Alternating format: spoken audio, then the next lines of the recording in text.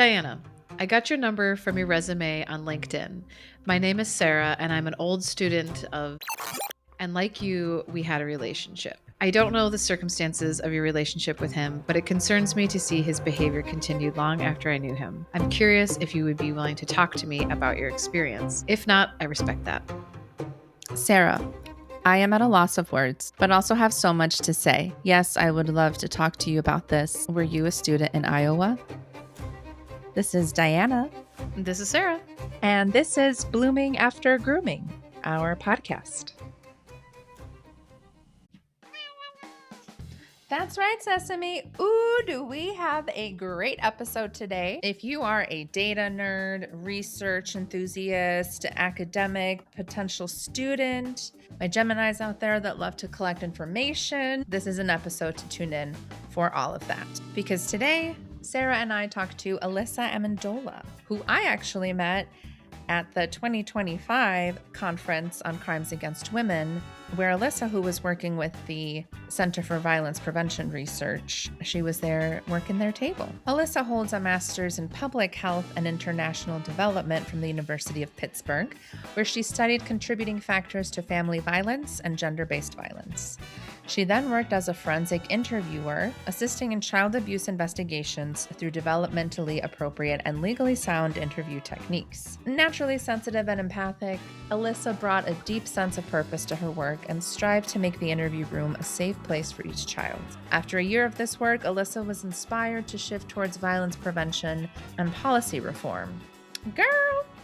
She spent several years as a research project manager at the Center for Violence Prevention Research and is now pursuing her PhD in social and behavioral sciences at West Virginia University. Currently, her research centers on the dynamics and outcomes of large age gap relationships, many of which are technically legal between minors and adults. I got inspired all over again editing her episode. We talk about so many different interesting topics during her episode. May you enjoy with all your ears and brain and hearts. You have a really cute Miss Frizzle vibe going on. Yes. Thank you. Yeah, this is my typical vibe. Yeah. You need Sarah's earrings because she's got the fun earrings. She's got some like chicken earrings. So it would totally complete the Miss Frizzle. And then a real jazzy vibes. Shirt. Yeah. Oh, yes. Yeah, basically this with your earrings There you go. and shirt. Yes. Perfect. Well, welcome to the show, Alyssa. Thank you. How did you get involved in this work? I have taken various paths and ended up where I am. Like, never had a, like, oh, I want to be a doctor and there's a clear path to do that type of thing. So I would say a combination of my own personal experiences that I've had and then experiences of people who I love.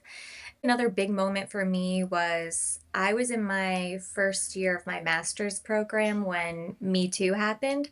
I already knew I was studying public health and I knew I wanted to do violence related work, working with survivors or advocacy or something. And then the Me Too movement just really put a fire that was already there, just kind of inflamed it. So you and I actually met at the Conference on Crimes Against Women. So Yes. Last year was the first year that I went.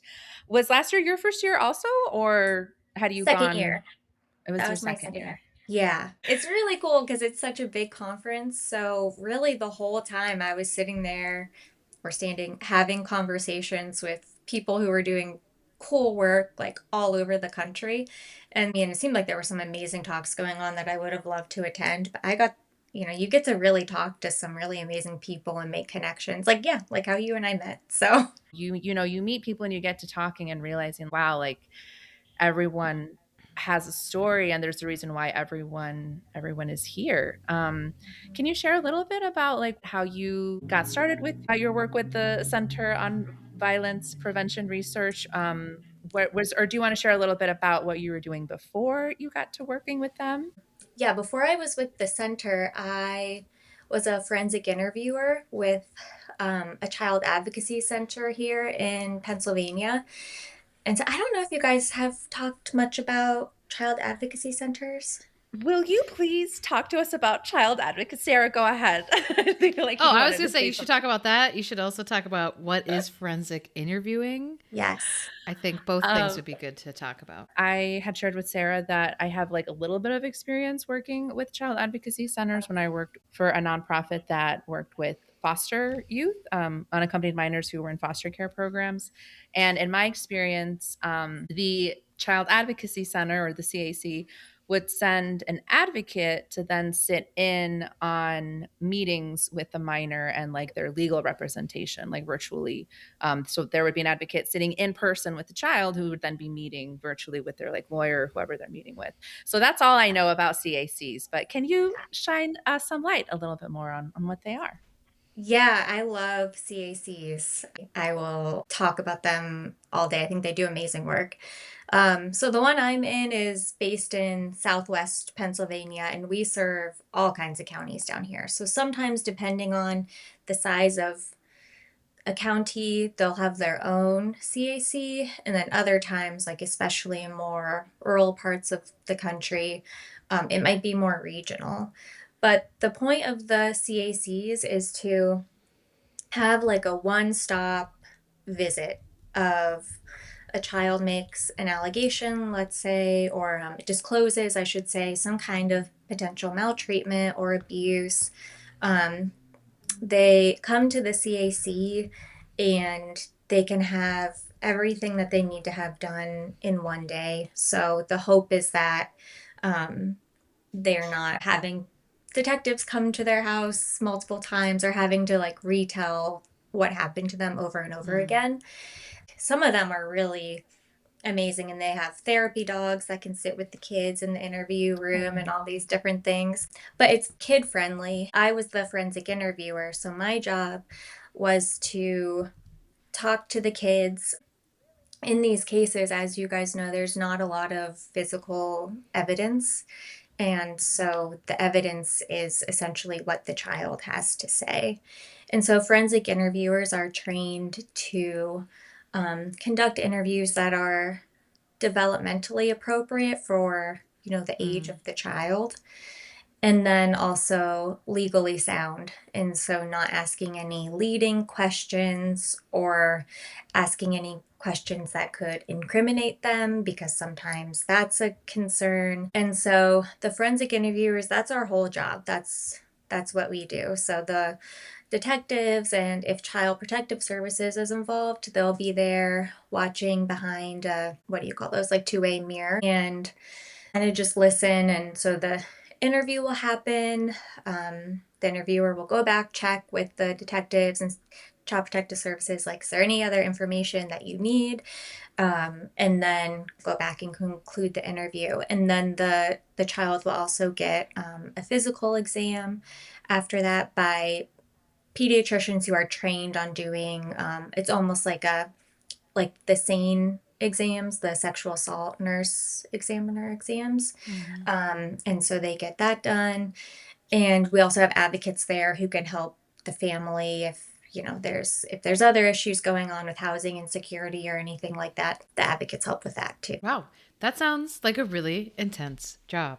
How do you I think that's, when we've talked to different people, and my dad's a cop and my mom was like a neonatal nurse for a long time, and I'm always fascinated by people who can compartmentalize like that, who can like go to work and experience like either the worst day of somebody's life or somebody retelling the worst day of their lives. Like how, I'm sure that's part of your training also, is kind of learning how to do that. But how is that? Like, do you have like a way that you decompress after it? Do you have any practices, or is it just that like every once in a while a case gets under your skin and it just is what it is? Like, I don't know. I'm fascinated by that side of it, because it's like badass work, but also you're a human being. Yeah. Like, what is that doing to you, Yeah. No, it's a good question. My mom, she recently retired, but she was a emergency room nurse, and I feel the same way.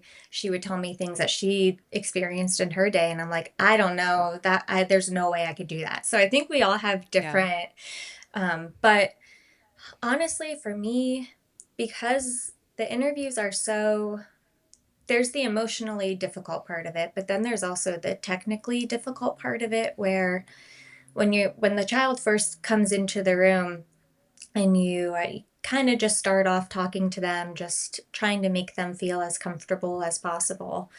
And you're also, though, it's a time for the interviewer to learn, like, how does this child communicate? If I ask them a question about what they did today, where is this answer going to lead me? You know, like, how much probing will I need to do to get details that we need? How distracted are they going to be? Are they going to be up running around the room? So I think that technical part of it really helped me emotionally because I was so focused on like the best thing I can do right now for this child is do my best job and like get as much evidence as I can.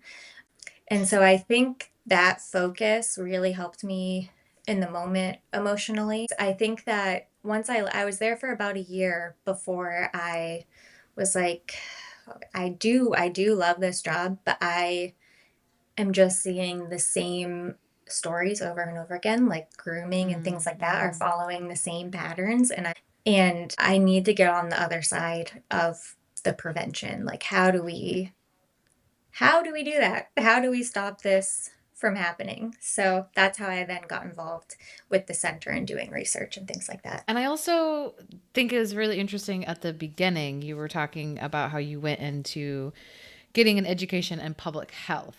And I think that's like a really important thing to point out is like, why tell our listeners, dear listeners, why is child abuse a public health issue? It's a good question. I know everyone is like, what is public health? And then COVID happened. And so then everyone thinks public health is that. And then public health didn't do a great job.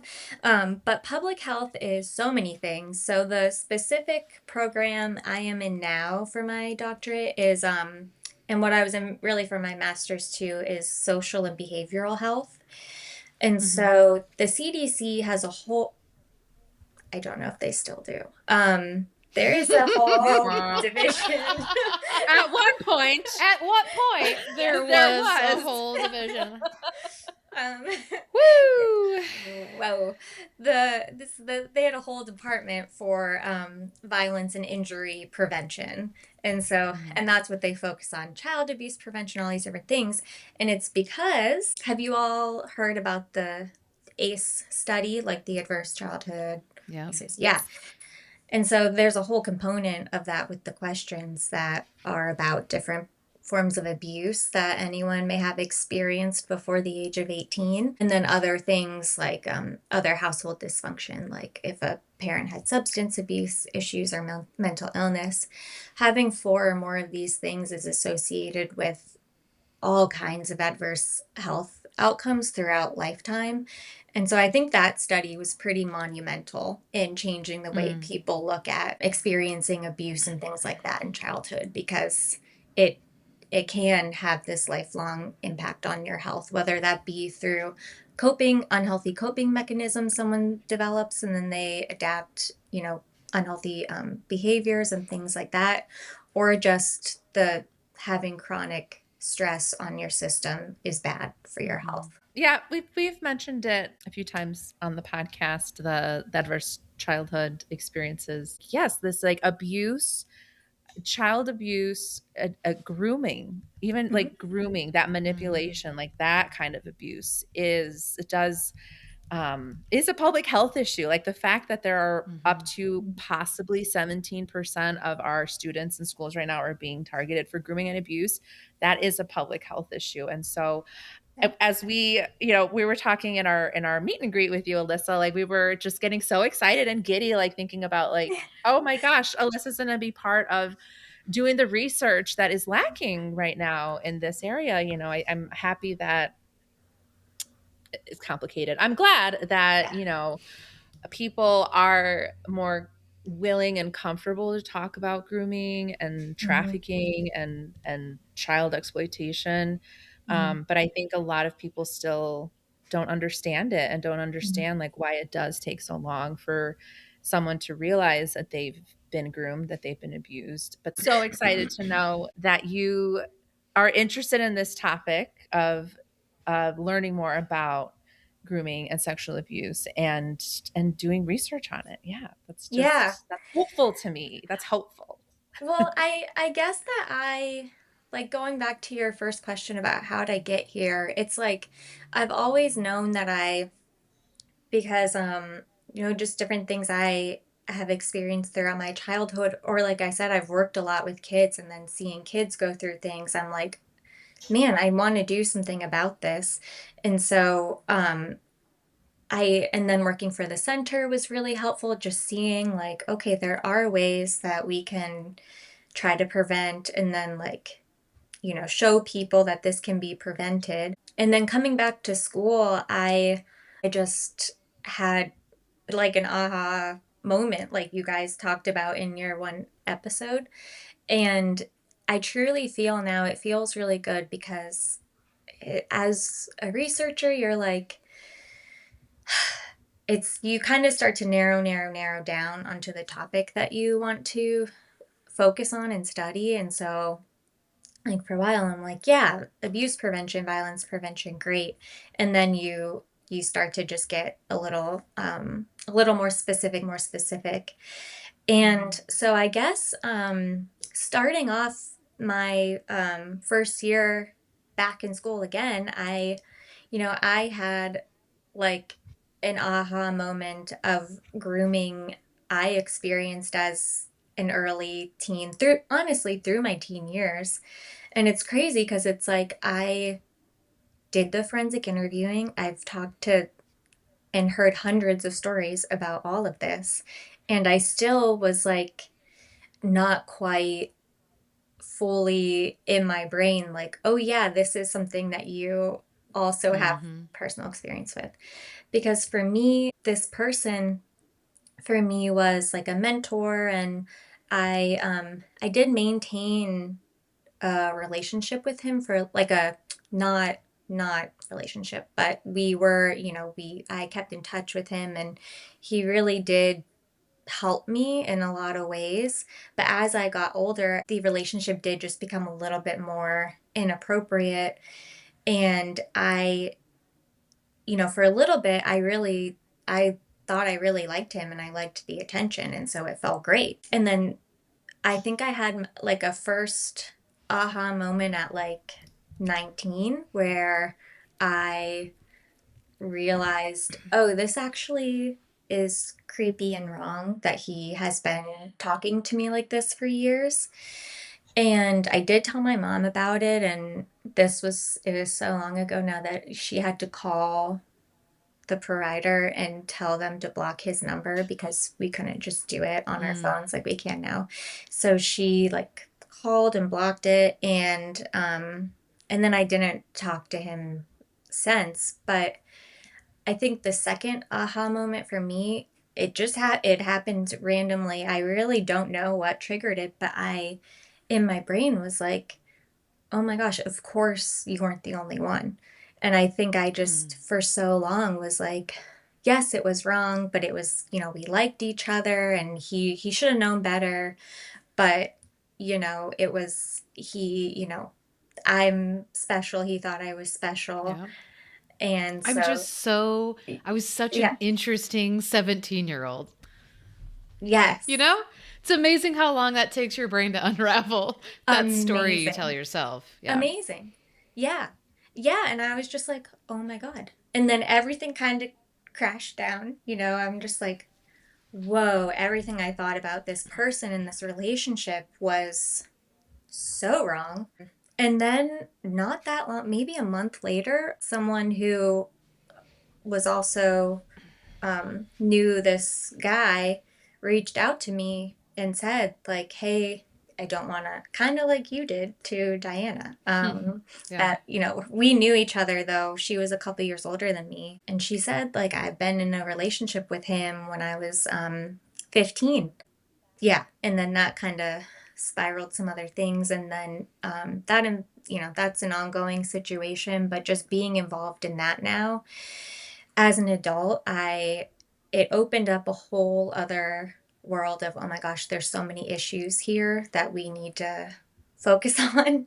And so that's kind of where that's how I really ended up to like this moment in time now with the research that I want to focus on. Yeah. Well, first of all, thank you for sharing your story Yeah. with us. I know it's Yeah. not always the easiest thing to do, but I do think it's exciting that you're going to be focusing on grooming because I do think it's a form of abuse that people have a lot harder time wrapping their heads around understanding. Mm-hmm. I think the Epstein files is a great example. Yeah. There's a lot of this like, well, he was paying her, she was recruiting other girls. Like these girls aren't victims. These girls are just as like, you know, responsible for what happened. And it's like, motherfucker, they're 15. Right. You know what I mean? Yeah. And they're being abused, and maybe that was the only access to money they had, and who knows what home life they were having. Like, was it this or homelessness? Like, it's such a complicated story. Yeah. But I mean, outside of that, even just like I do think that data really helps people.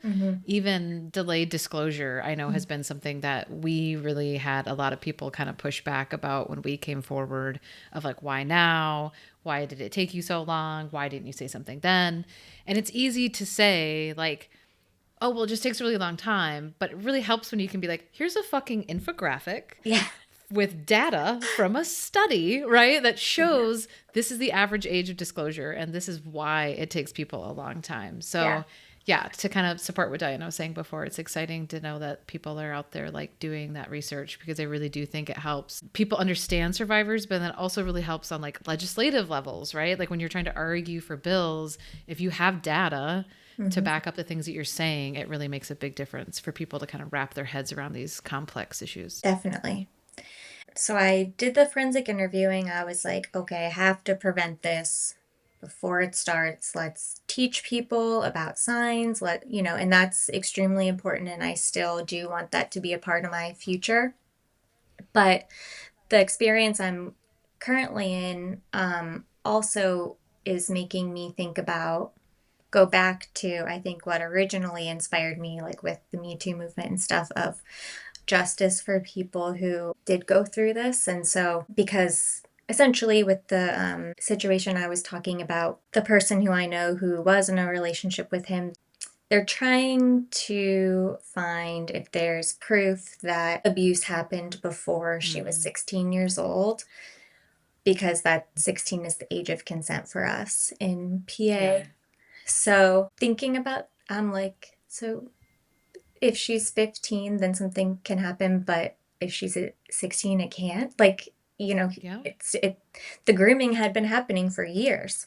And so I think that this situation is bringing back the importance of advocating for policy change, not only for like prevention for future things, but also for survivors. It's like truly, this since the second aha moment, it's like definitely been something that's been on my brain every day. And I know it's the same for the other people who have been involved. And it's really frustrating to feel like, and we have had good people helping us, and they're empathetic and they're apologetic that maybe there's nothing that can be done. But nevertheless, you're like, man, just told you everything. Yeah. And everyone believes you. Right. That's the thing. It's like, and everyone can believe you, but they can't do anything about it. That's something that like we have experienced. But then also like, we've had different listeners write into us on the podcast and they're like, this is the situation. And I've had to be like, you have exhausted all of your options. I am so sorry. Like, and all I can ever tell people is like, take that angst, take that energy and put it towards volunteering at a local, center if you can, or getting in contact with a legislator and like advocating, like do something with it, because shit, man, I'll eat you up. If you're just sitting around kind of just stewing about like the injustice of it, is pretty crappy. And then if nothing else, maybe you can make it better for the next person. Like maybe you can't fix it for yourself, but you can maybe like improve it for the future. Yeah.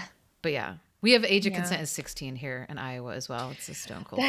And it's like, it's so, why then like in the state next door, it's like 17 or 18. Like, it's just, I think that's such a frustrating part about, this is opening a whole can of worms, but leaving everything to the states, right? Of like, can we please agree on at least like standard like age of consent, because like it's 14 in some states, it's 16, it's like it's Yeah. and then you have that just makes it so like people who want to commit these crimes will go to states where, and you're right, Alyssa, like the grooming, even when like I was 17 and you know my birthday was in June, so I turned 18 in June, and everyone knew like you didn't just start a relationship the second you turned 18. Like there were things that happened before when I was still 17, when I was still his student. And but yeah, because of the laws, you know, and it is such a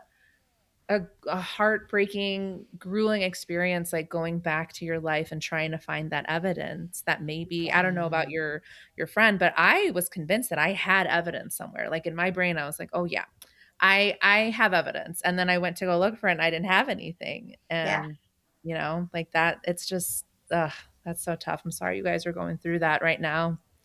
Especially like when we were growing up. I mean, I had a pay-as-you-go phone when I Right. I had turned a flip phone. 16.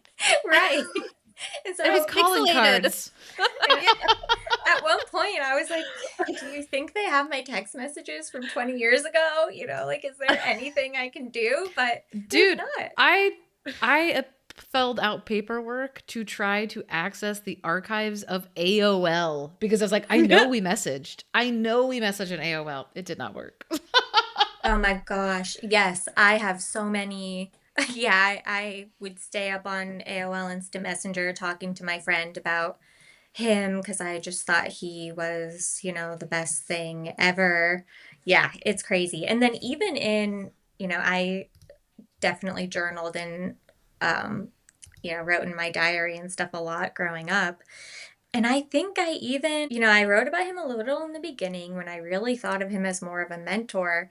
And then as time went on and I developed of a crush on him, I stopped writing about it. And I feel like maybe it's because part of me knew it was wrong.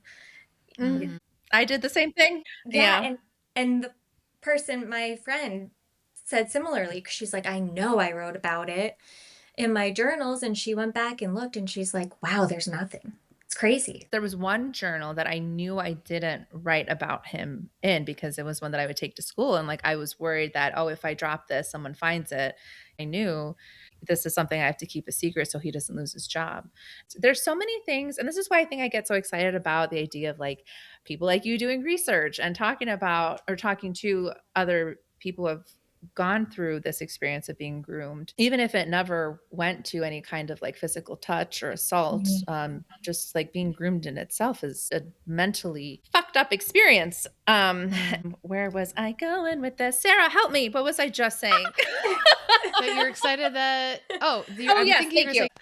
What I was going to say is that Sarah and I, this is how we work, Alyssa. You're seeing the behind the scenes. Great. Sarah and I, you know, Sarah, we've talked about like the umbrella of this kind of advocacy work, whether it's like scholarly research or, you know, being on a podcast or presenting, whatever. There's kind of like two schools of thought or like two kind of like theoretical orientations of either like prevention or kind of, like that response. And so it seems like, if I'm understanding correctly, you were kind of at first more in like the prevention area, but then as you actually got some lived like work experience and then also your own lived experience, you kind of transitioned to more of like, okay, well, how can we now just respond to this problem that is here? Am I getting that right?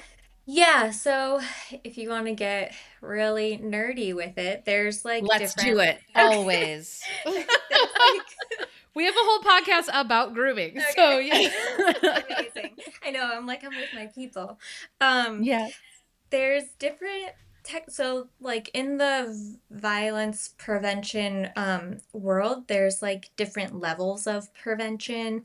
And so the center who I was working for does a lot of primary prevention. So that's like stopping it before it even happens. So that's a lot of things like education and training, like the study I was working on was education for football coaches on how they can identify whether it be inappropriate behaviors or between an adult and a child or even between kids, and how they can step in and what actions they can take. So that's more primary prevention. It's like seeing some warning signs and then intervening. And then secondary prevention is more so like, it's kind of how I thought about being a forensic interviewer, because you're hopefully trying to make sure that whoever hurt this child can't hurt that child or other children again. And so you kind of move along down the line, like to the more direct, to the more prevention, like at the most literal definition of it, like preventing anything. And then as you move out to secondary and tertiary prevention, it's a little bit more like, okay, something already happened, but how do we stop it from getting worse? And so I think that's where I am finding myself a little bit again in like but not just for the purpose of prevention, also for the purpose of justice is kind of where I have landed now. Nice. Well, that makes sense that there would be kind of like layers, because prevention Yeah. is such a like broad term. Mm-hmm. And yeah, we definitely have seen like, I think some people, it can kind of turn into an unfortunate bickering war sometimes, where some people are like, it needs to all be in prevention, and some people, all needs to be justice, and some people are, all needs to be criminal justice, and some people, no, it needs to be restorative. And it's like, Totally. whew! And I say, live and let live, baby. Like, whatever you need, whatever floats your boat. For everyone. If you're doing, it's a big problem, right? Exactly. Yeah, it's a big problem. I think the prevention people get, because people are like, how do you measure? Okay, because it all goes back to money. So it all goes back to who's going to get money to do whatever program. And so the prevention people, it's harder. How do you prove with numbers how many things were prevented if it didn't happen? That's true. And so I think the prevention people feel really defensive because they've kind of been, for a while, they weren't really given a lot of attention. It was a lot of, victim service, which is great. But the prevention people had a hard time because they just don't have the number. You could be like, we served X number of survivors this year and all this stuff, but it's harder to do that in prevention. So then it's harder to get money. You can't do like an ROI report on that, Yeah. That's a good point. Yeah. Yeah. So I think that's where a lot of bickering from the prevention people, that's where that kind of comes from. Yeah. Thank you for that insight. Of course, it's always about money. Always money. But yeah, it's so unfortunate. But I think sometimes survivors, like Sarah was saying, sometimes like are just fueled by wanting to get that justice, or like wanting to see accountability for what happened to them or the institution that failed them. And, sometimes it's just not, for whatever reason, like it's just not really a viable path for them. There are so many organizations and people doing the work like Sarah was saying, like you could donate your time or your money or help, raise awareness about their organization. There's a lot for everyone to do. So it does, I don't know, it bums me out that there is infighting and like bickering and competition, because like everyone has a lane, everyone's got, and we can cross into each other's lanes, like this is such a big problem. It's going to take everyone and their own like specialty and their own little area, of course, like working together. And this is kind of where I am hoping I can end up someday when I am done with school. Like CACs have so much information about trends in child abuse, trends in grooming. Like you're talking to people who have experienced it, and there is a researcher who does this. I hope I can meet her soon at a conference, but she works with CACs and she will like either, just kind of review interviews that have already happened, maybe with specific dynamics. Like she has done an age, one where it's like a 16-year-old with an older partner, and try to learn from those different trends, especially with technology abuse and things like that. There's a lot that we are still learning about that because technology is ever changing. So it would be great to be able to partner with CACs So you already have this information. You don't have to like go again and ask someone about this stuff. There's so much like data already existing there. Are they able to give that data? I mean, how does that work? I guess if Yeah. you're just giving numbers, it's like, do they have to do, because we've been talking about too, is like kind of like the idea of like annual reports on like a state level would be so helpful, right? Like when you're going to legislators, because we've also ran into a lot of times where you're having conversations with people where we heard both, where it was like, well, this isn't that big of a problem, so we don't need to like change the laws, and we don't need to do all this stuff because it's only a handful of kids, which first of all, fuck you. Even if that's true, a handful is too many. Brutal. But then we also got told, well, if we remove the statute of limitations and make it retroactive, we will be hit by a tsunami of lawsuits to deal with. And it's like, both things can't be true. It can't be super tiny. It's not worth doing anything about, and so big that it will clog up the criminal justice system. But having that data would be super helpful in those conversations where you'd be able to say, this is the number of cases that came forward in the last year in this county or this district or state. I know that the CACs have to report out to like the national CAC office what their numbers are. I don't know exactly what they're reporting out though. If it's really just like this many kids, this many disclosures, I'm not positive. As a researcher, to access anything like that, you would need to have, so there would be a couple different things. If you wanted to have access to interviews, you would likely need to get the consent of the child, depending on how old they are, and then the parent to be able to do that. And then other data, though, if it's, like they say, if it's de-identified, so if it's really just numbers, you would probably have to fill out an application and prove your use of it, and then they could supply it to you. Yes. We're learning so much about CAC. Putting some notes on my paper. I don't know about individual CACs for sure, but like there are other, like I am using this one CDC big database about ACEs, and I'm kind of looking at that like for Pennsylvania specifically. But I think it would be worth reaching out to, because they have, it's like this database where they enter everything, and I know there's a way that they pool and report on their numbers. So it would be interesting to see what you can access there. Yeah. There's also always like a new path towards information. in addition to like the individual ones, like Pennsylvania has a Pennsylvania CAC, and they kind of like oversee all of Pennsylvania CAC. So that might be a good resource for a state, like the actual state or whatever. Sarah, where's the nearest CAC to you? Like, I know we have a big one in Chicago, but where does Iowa have theirs? Well, we're broke up into like quadrants, so it's Mason City or Waterloo, but I think they're both kind of like tele connect kind of deals. I think they have that option because, I mean, I'm in a very rural part of Iowa. It is an hour in any direction to get to an interstate where I live. Oh my. So we are in the sticks. So yeah, we do not But it's have beautiful great... there. It is a really beautiful town. But we do have an organization in town that I did meet with quite a few years ago, who I should follow back up with, that is like family services. So it's probably within that world, you know what I mean? But when I looked up CACs, they didn't pop up on it. But I would assume they could get you connected to them.